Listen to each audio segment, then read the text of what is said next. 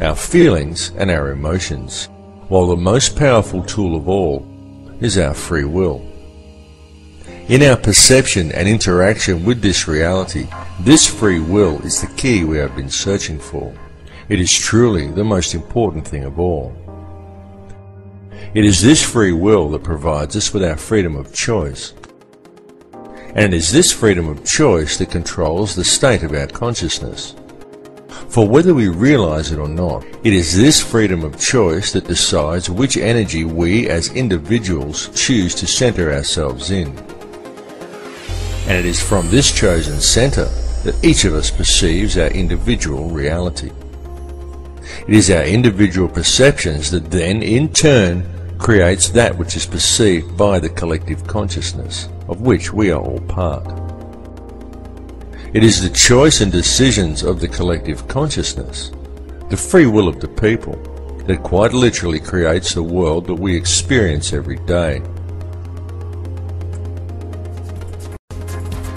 There are now many fields of science that are also realizing a need to embrace this perspective. Indeed, many scientists are at last realizing that it is only by embracing a spiritual understanding and then applying it to science that any true answers will ever be found. For example, mainstream science is now openly declaring that consciousness is non-local to the body. And this is also extremely significant. For what this means is that what you see when you look in the mirror is not actually you. It is merely the vessel that you use as a tool to create and experience your chosen reality. For the real truth is that the world in which you live is purely illusionary. It is nothing more than a construction of your beliefs, your perceptions, and your intentions. A creation of your understanding and your conditioning. And it is these things that confuse you into believing that what you perceive in the mirror is who and what you are, and that controls what you think you can and cannot achieve. They also convince you that what you perceive and experience as the solid world around you is real, even though it is purely an illusion you are experiencing.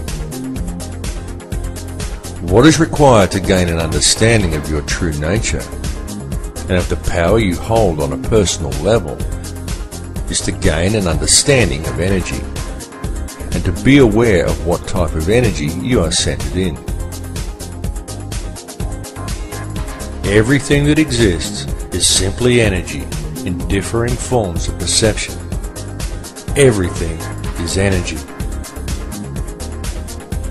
It is this energy that makes up this reality. What you perceive around you as vacuum and empty space is the true stuff of the universe. For what you perceive as a solid world around you, the things you perceive as matter are in reality simply divisions in space. It is the space that is truly real. What arranges the substance of this space into discernible matter is consciousness. The conscious energy field around you has been called many things by many people. It has been called the matrix, the mind of God, nature, or even simply the field. It is the intangible stuff that connects all things and binds them into a single reality. It is this field that each of you is connected to and with which you interact to create and shape reality every moment of every day. This is achieved via your perceptions and through the interactions of your thoughts, your feelings, and your emotions. For these things that occur within you are quite literally a language. And this language, though not spoken, is very real. The importance of understanding this language has been known since ancient times. Many societies of the past based their entire civilizations upon gaining this understanding. And it was solely for this purpose that many of their now ancient structures were created. Many of these ancient remains were not merely temples, they were places of learning. The key to comprehending such places is to understand how energy works and how different energies are affected by different types of geometry. A structure would be built according to certain sacred geometric principles in order to create certain frequencies within the individual. The building itself would then generate a specific type of energy field that would be perceived by anyone entering inside as a tangible feeling or emotion within them. The walls and ceilings of these places would then be adorned with information in the form of hieroglyphs, texts and zodiac references that to the layman would simply seem like interesting stories, but to the initiated would explain the energy and the feeling generated by the structure, what this type of energy truly was, and how it could be understood, harnessed and spoken. Each of these structures served in essence as a book, enabling the student to understand and speak the language of feeling and emotion. This language is still used, and it is still spoken by people in the modern world today. In fact, it is spoken every single moment of every single day by every human being on earth, though most are completely unaware that they are doing so. It is the language of electromagnetism, spoken to the surrounding energy field via the liquid crystal oscillator that powers your body. It is the language of the heart. There are, however, certain forces in this world that have worked to ensure such information is kept out of public knowledge. And this is most especially true in our modern societies, where the powers that be have painstakingly attempted to keep such knowledge well hidden. These forces have succeeded in trapping the collective consciousness of humankind within one small layer of a fractal and endless reality.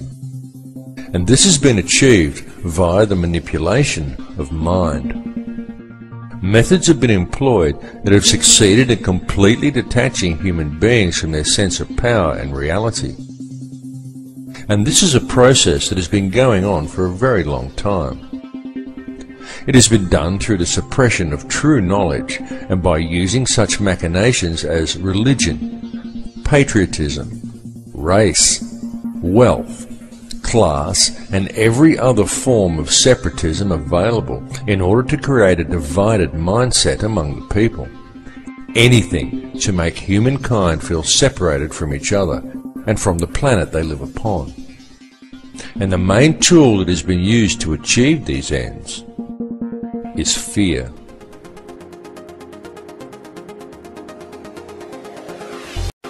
The situation we are facing in the world today has been created by design, and it has become what we perceive as reality simply because most people are unaware of the true nature of reality or have any real understanding of how this world is actually run.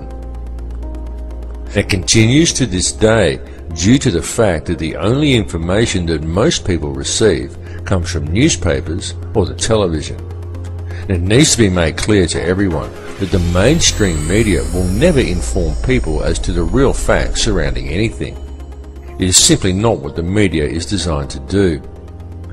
The mainstream media has little or nothing to do with keeping people informed, and everything to do with controlling the flow of information and shaping the thoughts, beliefs and opinions of the populace. These institutions simply present theory and propaganda as fact and promote ridicule toward anyone questioning them. It is a very cleverly constructed system, but once you have figured out how to see through the haze of propaganda, the real truths become painfully obvious. But still, many people fail to see through the haze, and so now we find the entire human race facing a most precarious situation. The first step in remedying this situation, the first step in regaining an understanding of reality and of our true connection to it, is to free ourselves from the control mechanisms of the physical world. And the way to achieve this is for each individual on this planet to stand up and to reclaim their birthright. Do you think everything happening in the world today is normal? Do you consider the past